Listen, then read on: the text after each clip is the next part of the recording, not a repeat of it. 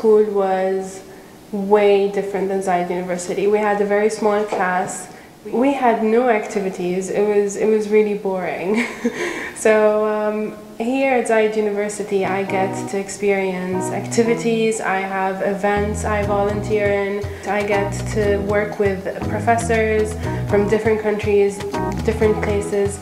It's different than school because I had to sit in one class and just study. There's a lot of things I can do here at Zayed University. Well, back in school we weren't allowed to use technology, like for example our iPads, our computers, only if we were in IT class, but here we're allowed to use everything, especially the iPads now.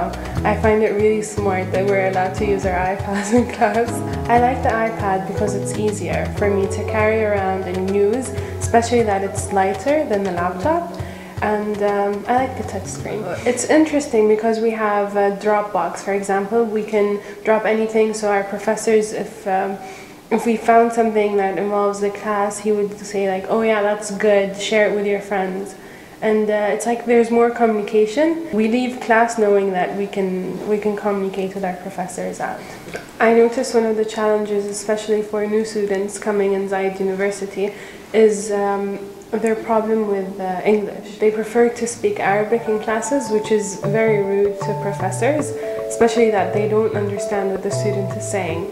It is also disturbing for us as a group, especially that you can't actually tell a girl you're supposed to speak English. Find girls who would be too shy to answer the question because probably other girls would make fun of their English. We do have that in classes, but when their English becomes stronger, they become more confident in classes, in events, and a lot of times abroad I've been asked like different questions. For example, once this guy came up to me and he was like, "Can I ask you a question?" as an Arab. I was like, "Yeah, sure."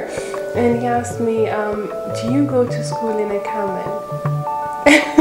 And at first I thought, we have camels, but we drive cars, you know, and I do not go to a school that's a tent.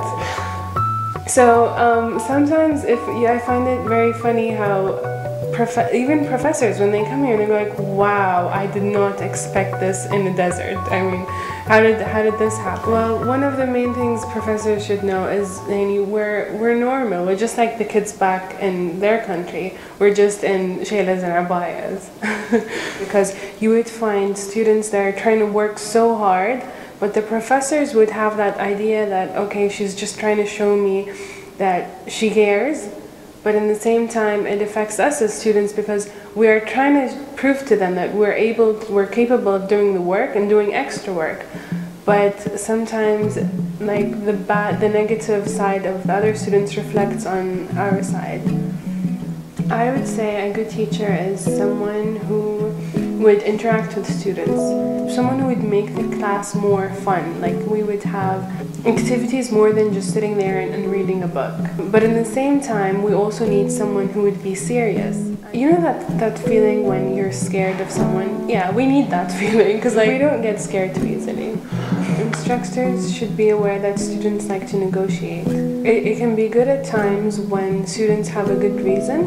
For example, they have 3 quizzes in the same day. A little bit of negotiation is good.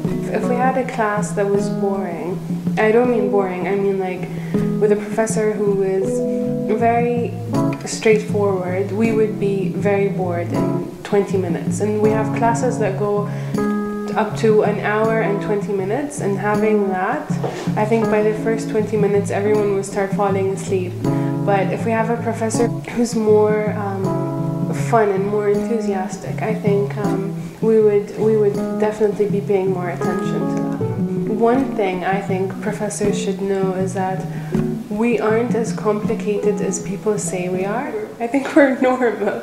I don't know, I've studied abroad for 2 years and I've seen how people are there. Right, we're different because we don't have mixed classes, we don't interact with males as people do abroad, but I think we're quite the same, but in a different way.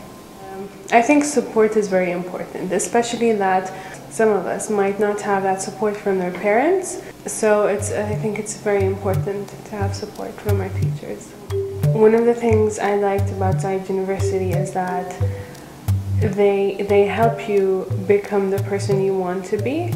They're always there. I mean, if I had a problem, I can go to my advisor, I can go to my professors. Some of the professors are very welcome to listening to my problems, to everything. It's very important to educate them about why they're here and why they need this education. Some of them have the mentality of their parents, which is a sad thing, because most parents think, okay, so she graduated from school, and now she doesn't have anything, so we're just gonna send her to university to study. And I've actually seen this in classes where the girl goes like, I don't want to do this, I'm just gonna finish university and just stay home. There's no motivation for what they're gonna do afterwards, and I think they're gonna regret this, because the country is modernizing very fast, and for someone who just graduated from school, I don't think they'll be able to find work.